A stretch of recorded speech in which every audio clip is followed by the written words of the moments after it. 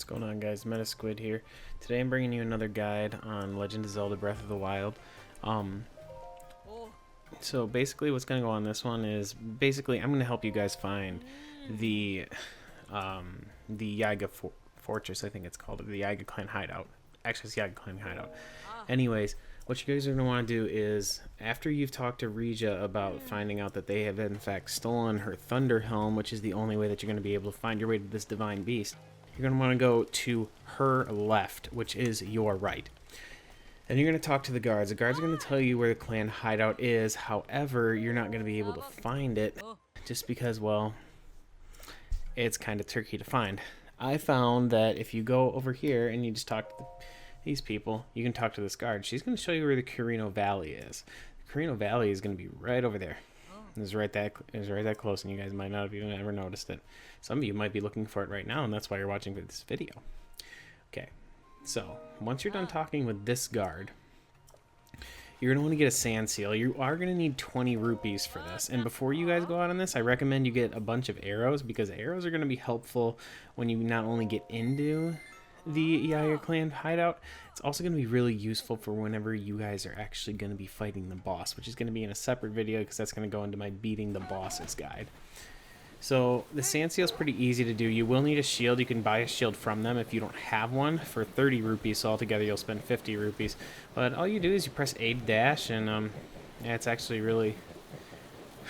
a lot of fun. I was kind of messing around, and I had to, cut some clips out. So once you head down toward those, you'll just go straight through the fog, and you'll come into this cave.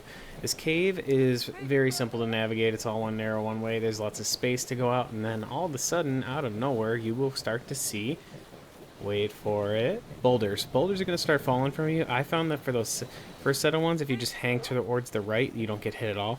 There's another set of boulders coming up. They all kind of fall in just a bunch of general directions, so it's going to be, again, you just kind of, I don't know, you just kind of find your way through. Alright, now you're in the hideout. Once you first take those first couple steps up into the hideout, you're going to find one Yiga Clan member. He's going to drop a duplex bow when you take it. You are going to want to grab that duplex bow because, although it only says it does 14 damage, it's good because it launches 2 arrows at once. So, and you only have to fire 1 arrow. So, I've essentially just doubled my arrow count from 55 all the way to 110. You're going to find 3 of these guys. I found that the best way to do it is just to try and move around and hit them with the bow when you can. If you can manage it and you see their orange light, I'd recommend shooting at it before you can. But with these guys, there's 3 of them, so they might try and distract you, and the game does do a good job of that. Again, motion controls if you're using the bow, I found that to be way helpful, even though I'm missing incredibly right now, as you can see in the video. However, the arrows don't do too much, and I mean, I'm wearing my I made it red Zora armor, but I'm wearing Zora armor that's been enhanced by the Great Fairy at the Fairy Fountain, and I'm wearing the Knight's leggings, and they're not doing too much damage to me. They're just slowly picking off at my health, but I mean, as long as you're doing damage back, it shouldn't be, too bad. This is going to be one of the hardest fights that you're going to encounter when you're coming into this area. Not to say that the boss isn't challenging, but I'm going to show you guys what to do. It's just so it's ridiculously easy. The boss didn't even land 1 hit on me when I was facing the boss, and it's really just that easy. You can see the duplex bow does hit with 2 arrows every time you fire it. They're really dropping hints for you on you guys that, you really want to use this bow. And, when you're down to the last one, it's pretty simple. You knock them out of the air, and then that's that. After you defeat them, you're going to want to go walk up here. Once you're walking up here, you're going to find yourself into an area that only has, I think it's about 6 or 7 entranceways. You'll find a duplex bow up here. I recommend replacing the duplex bow that you were using to battle them, which will be that first duplex bow you brought. If you don't have any items that can light on fire, they do provide you with torches in this room. You take the torches, you walk up to these, and voila, these, I mean, I thought they looked like stones at first, but the whole thing is actually just a giant curtain, and you light the curtain on fire, and boom. I happen to pull out the staircase right away. I do recommend staying in this room, though, however, because you can find treasure chests behind some of these. There's a sapphire right there. A sapphire is worth 260 rupees right away if you want to sell it. And there's also a purple rupee, which is just instant 50 rupees. After you've cleaned up all the curtains and you've gone and cleared out all the treasure, you're going to want to walk up to these stairs. Once you walk up to these stairs, you'll enter the official Yiga clan hideout. You'll see some bananas over there. Don't worry about those right now. Those are for later. You'll find Barta, who is a guard that is missing. She's locked up in here. She's been captured by the Yiga clan members, if you couldn't infer that already from the video. She's going to drop a hint that these guards, all they do is patrol and eat bananas. Bananas. Yeah. Okay. Now, you're going to want to, after you're done talking with her, you're going to grab those 2 bananas if you don't have any bananas already.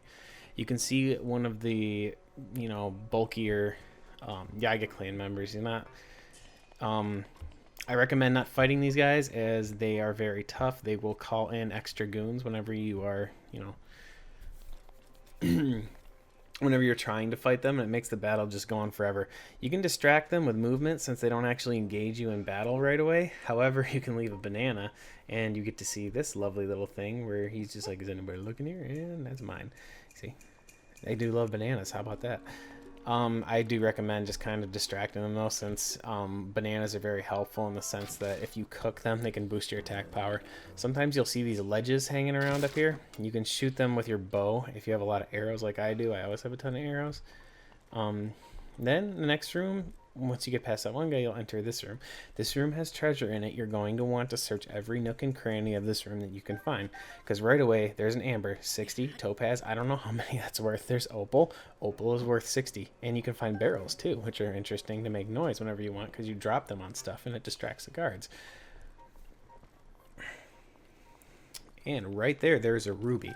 That is 210 rupees right there. I mean, just out of the 2 stones that you can find in this thing, you can find almost 500 rupees right away. Just out of 2 stones. You can knock that over. That's a banana. That will bring one of the guards over. However, it's just easiest. Once you're done cleaning out of that room, you walk into the next room. Here, you will find a room with treasure chest in it. Now, you'd think there'd be guards in here, but there's not.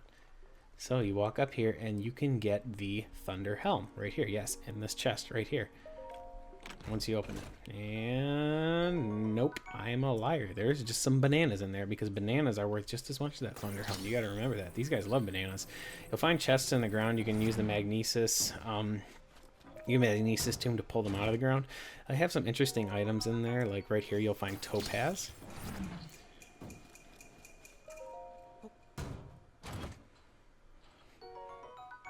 This next chest, you can find more topaz.